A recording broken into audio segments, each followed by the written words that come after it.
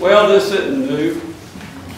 We get it every year on the first Sunday of Lent, the temptation of Jesus.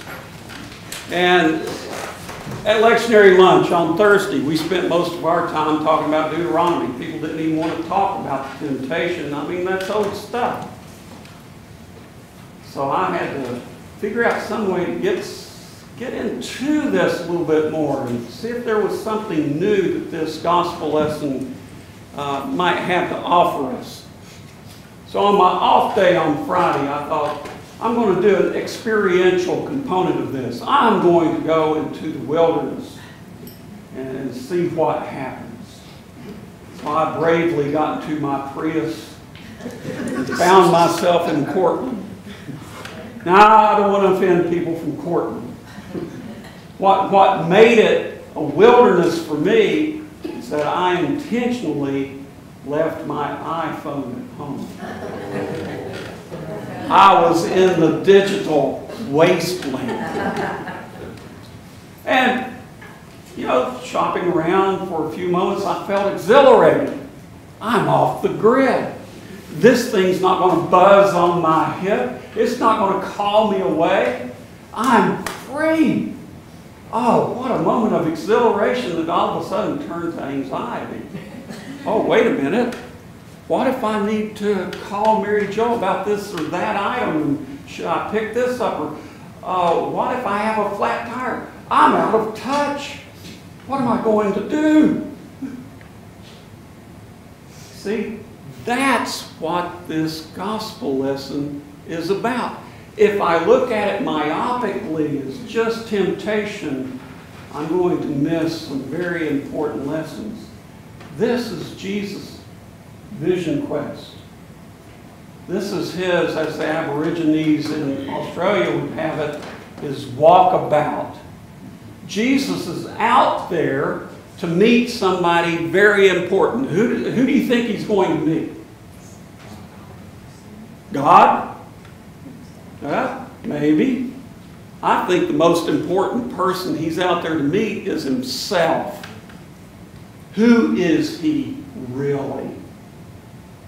And that's something that, being in a digital wasteland for that moment, taught me about myself. Oh, there is some anxiety. There is some exhilaration. I might need to explore that just a little bit more. There's another important point here as well, and it's one that's best summed up by Tennessee Williams in a 1973 interview in Playboy. Yeah, the articles are important. And in that interview, he said, if I lose my demons, or if I get rid of my demons, I may lose my angels too. If I get rid of my demons, I may lose my angels too. That's a very important point. Did you notice how this gospel lesson ended? It doesn't end with the devil saying, well, blew that chance, I'm gone. It ends with the devil saying, I'll wait until an opportune time. Now, we can use Lent to really try and get rid of our demons. And we can push them, and they're just going to push right back. And again, if we get rid of those demons, we might lose the angels too, because good and bad are mixed. If we don't have both, we're not terribly human. The purpose of Lent is for me and for you to get to know those demons. If I can name it, I've got some control over it. I've got a modicum of choice. That's what Lenten discipline's all about. That's why we do things like give up this or that, or try to take on study or prayer.